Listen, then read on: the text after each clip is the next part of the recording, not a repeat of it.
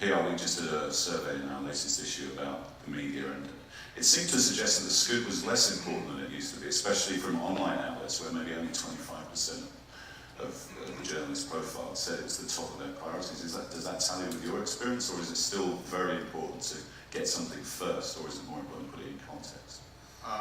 Yeah, I would say unfortunately scoops are kind of overrated. It's something that journalists care about. It's something that I think over the long term, has a kind of subliminal effect on the way people perceive your brand. But I've seen enough times where a story breaks and then an hour later someone else does it and they get more traffic and they even link to the original. It just underscores that people don't really care who originally wrote the story. I see it all day long. I'll see stuff on the news feeds or Twitter, and someone writes about it 6 or 8 hours later, and it still does really well because people are just checking in at that moment, and that's the reality of it. It's great to get scoops, and I love to get scoops. I love when Mashable gets them too, but I'm kind of ambivalent about it. It's like you put in a lot of work, and your competitor's just going to write the story in 10 minutes anyway. So what's the point? So Steve, I think your audience might be interested in, well, what does somebody in a corporation do or in an agency do to deal with a media world that looks like this? How do they devise a strategy to have a corporate message and communicate it? I mean, it's extremely difficult to do where you have a whole raft of bloggers or online news sources, any one of which can set off a feeding frenzy and get the print media to react to what's going on in the online media. And by the way, it can be in any country. I mean, I'm aware of incidents in which something can go online in Thailand and then pop back up here in the United States online. So you have to have an international view of what's going on in the blogosphere. So I think that is what is a challenge. It demands, I think, a very different PR strategy than most companies have had. Traditionally, the CEO says, here's the news to the PR department, now go put the news out. That doesn't work anymore.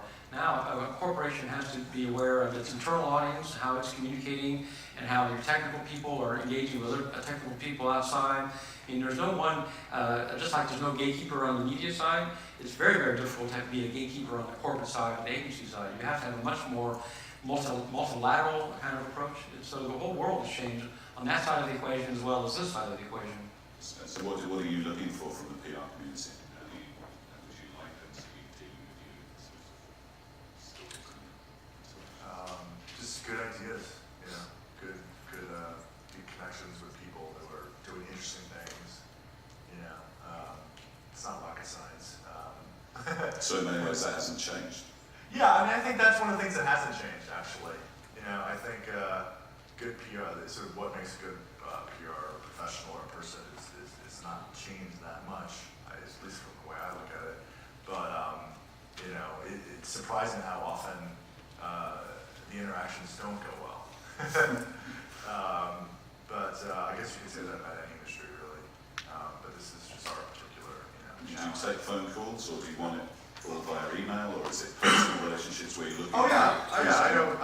The only thing I don't like is, and I don't know what you guys think about this, but I don't like getting pitched on social media. I mean, I don't know. It just seems like it's more because it's more like it's quasi-personal. So I think it's better to sort of just keep the work stuff in the work channels. So yeah, I take phone calls, I take emails. I'm pretty open about that. And PR pros make an email send out to you, and you must get hundreds a day.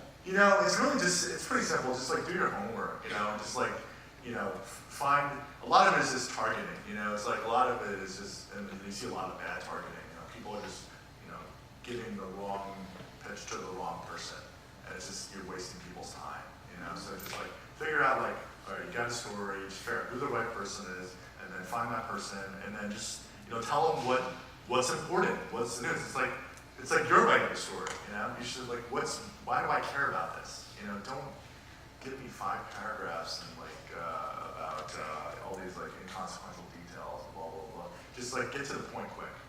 Quickness, like brevity is really, I think, more important than ever. Could not agree to less than 100 words if possible. But I don't know why, but we got a lot of pitches for stuff we never ever write about, and I don't know the inner workings PR industry, but is it like, do you have to go through like a list of publications and pitch to everyone?